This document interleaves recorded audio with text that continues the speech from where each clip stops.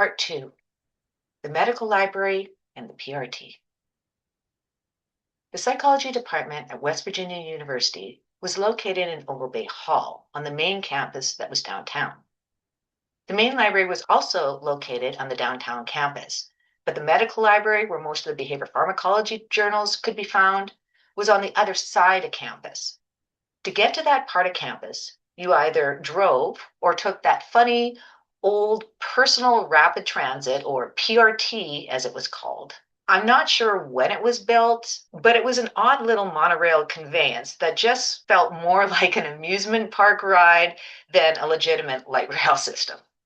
Despite my initial concerns, I took the PRT to the med library one evening in early October to do some research for an experiment that I'd been running in the lab. This was my first time both taking the PRT and visiting the med library, so I wasn't familiar with the schedule or closing time for either of them. As I got familiar with the library layout, I found a number of the journals that I identified and settled in to read and take notes. As I got into my research, I lost track of time, and it wasn't until one of the librarians came up to me and let me know that the library would be closing soon. That's when I realized how late it had gotten to be. I packed up my stuff and headed back to the PRT station, but by the time I got to the PRT, it had stopped running for the evening. Having only a general sense of where I was, with this being the first time on that part of the campus and being very dark out, I wasn't sure how to get back to the main campus and find my way back home. Fortunately, Morgantown has a major landmark that I could anchor to, and that was the Monongalia River, or just the Mon for short. Even though it was very dark that night, I could locate the Mon from where I was.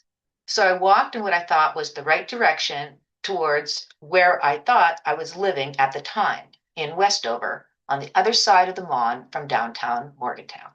As I'd been walking for a while, it started to rain. I was only wearing a thin jean jacket over an equally thin t-shirt and light cargo pants. The October evening air was already quite cool, and with the addition of the chilling rain, I started shivering. It was a light drizzle, but it didn't take long before I was soaked through, and the main campus was still nowhere in sight. Fortunately, I did start to see some parts of town that were vaguely familiar. During one of our welcome sessions, one of my fellow psychology graduate students had taken me to Suds and Duds, which was a laundromat that served beer while you were doing your laundry. I walked over to the laundromat and saw that they were closing. I then noticed the state police station right beside the laundromat. So I walked over to the police station with the goal of getting directions home from someone who was there.